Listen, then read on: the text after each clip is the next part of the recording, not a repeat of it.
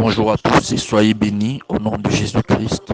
Ici l'apôtre Junior Endon, votre humble serviteur qui est là ce matin pour partager la parole de Dieu avec vous. Ce matin, nous continuons notre partage et nous continuons notre partage sur notre thème que nous avons commencé il y a environ 2 jours, qui est sur quand il y a la gloire. Ce matin, nous verrons bénédiction pour les consacrés. Bénédiction pour les consacrés. Nous allons ouvrir nos Bibles dans le livre de 2 Samuel, chapitre 6, du verset 11 au verset 12. Il est écrit: L'arche de l'Éternel resta 3 mois dans la maison d'Obed-Édom de Gath. Et l'Éternel bénit Obed-Édom et toute sa maison. On vint dire au roi David: L'Éternel a béni la maison d'Obed-Édom et tout ce qui est à lui, à cause de l'arche de Dieu. Et David se mit en route et il fit monter l'arche de Dieu depuis la maison d'Obed-Édom jusqu'à la cité de David, au milieu des réjouissances. Bien-aimés, lorsque nous parlons de l'arche de l'Éternel, vous savez, l'Ancien Testament est l'ombre des choses du Nouveau Testament, c'est l'ombre. Vous savez, c'est une image, c'est une représentation de ce qui devrait se passer dans la Nouvelle Alliance. Et nous avons déjà parlé ici que quand nous parlons de la présence de la gloire de Dieu, nous parlons de la présence de Dieu qui est manifeste, qui est active. Et certainement, il y a ce qu'on appelle les conséquences de la gloire de l'Éternel, c'est-à-dire c'est ce qu'apporte la présence de Dieu, c'est-à-dire lorsque il y a la présence de Dieu quelque part, la présence de Dieu n'est pas en vain, ce n'est pas seulement que non, on prie, ça reste dans le domaine spirituel.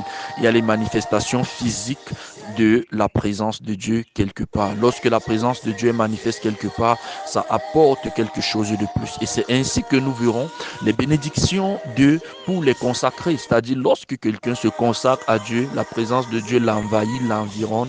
En ce moment, il y a la bénédiction qui en suit. Et l'arche de l'Éternel était l'image de la présence de Dieu, parce que la Bible dit très bien, lorsqu'il y avait le tabernacle, lors de la construction du tabernacle, l'arche de l'Éternel sera là et moi je serai au milieu de, j'habiterai au milieu de. C'est-à-dire ceci symbolisait la présence de Dieu au milieu de son peuple. Ceci symbolisait la manifestation de Dieu, ou alors la présence active de Dieu au milieu de son peuple. Maintenant, quand nous parlons de l'arche de l'Éternel, vous vous rendez compte, si nous rentrons dans le contexte historique, en ce moment, l'arche de l'Éternel avait été capturée par les Philistins du temps de Samuel.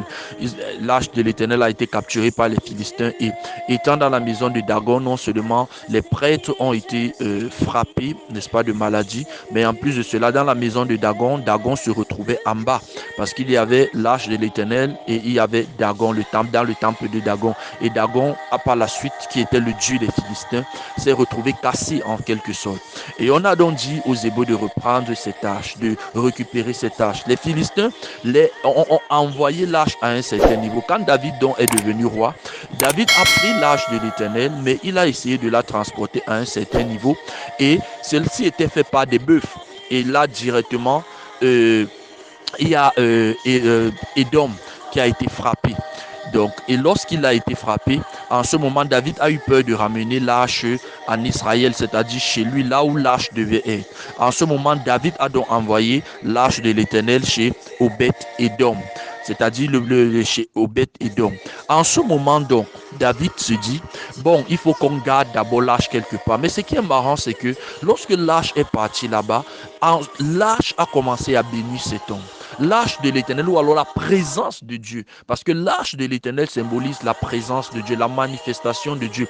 Et cet homme a commencé à être béni, et cet homme a commencé à réussir dans tout ce qu'il faisait, tout ce qu'il y avait. Il y avait comme une main surnaturelle qui amenait du succès dans tout ce qu'il faisait, ou alors dans tout ce qu'il manifestait. Et là, ça a donc attiré l'attention de plusieurs personnes, et ils ont commencé à dire, mais David, on est parti voir le roi, on dit que mais l'arche qui est de l'autre côté, ça a commencé à bénir tout ce que cet homme fait est en train de réussir. Et c'est là où David son attention a été attirée, mais il a dit, mais entre-temps, c'est cette arche qui a frappé l'autre personne, n'est-ce pas?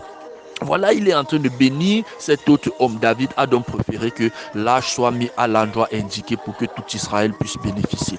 Ceci veut clairement dire que lorsque nous parlons de l'arche de Dieu, nous parlons de la présence de Dieu. Nous parlons de la gloire de Dieu. Quand la gloire de Dieu est présente quelque part, c'est une bénédiction pour les autres. Vous savez, la plupart du temps, beaucoup de gens ne regardent pas l'impact de la présence de Dieu dans leur vie, l'impact de la présence de Dieu dans la société, l'impact de la présence de Dieu dans une, je vais dire, dans une famille, ou alors je dirais dans une église, dans un environnement spécifique.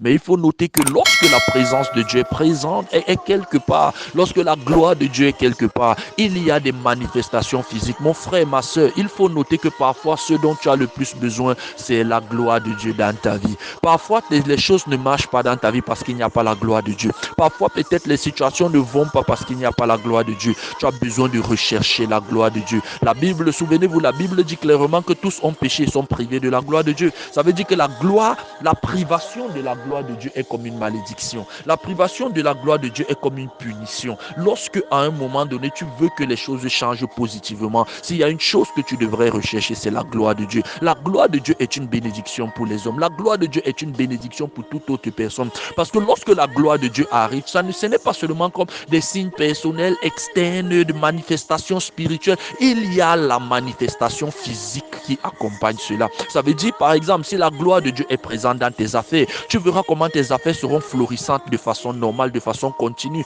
n'est-ce pas? À un moment donné, on se posera la question, il y aura une main surnaturelle de Dieu en ce qui te concerne. Et là, tu as besoin de cela. Il faut rechercher la gloire de Dieu dans tout ce que tu es en train de faire. Donc, il ne s'agit pas simplement de rester comme ça et de penser que les choses dans la vie sont juste le sujet de la chance. Non, les choses dans la vie ne sont pas uniquement le sujet, ou alors ne sont pas le sujet de la chance. Il y a d'autres éléments de la spiritualité qui accompagnent ce qu'on peut faire dans la vie. Vous voyez, beaucoup de personnes parfois réussissent, mais ils ne réussissent pas parce qu'ils peut-être sont trop intelligents, ils ont utilisé des meilleures méthodes ou quoi que ce soit. Non, ils peuvent réussir simplement parce qu'il y a la gloire de Dieu dans ce qu'ils sont en train de faire. Oh, tu peux réussir parce qu'il y a la gloire de Dieu dans ce que tu es en train de faire. Recherche la gloire de Dieu et tu verras comment la situation dans ta vie va changer. Ne reste pas seulement là, tout n'est pas que physique. Certains pensent que c'est parce que tu seras peut-être tellement intellectuel, tu vas développer des meilleures méthodes peut-être dans tes activités, dans ton business ou alors quoi que ce soit.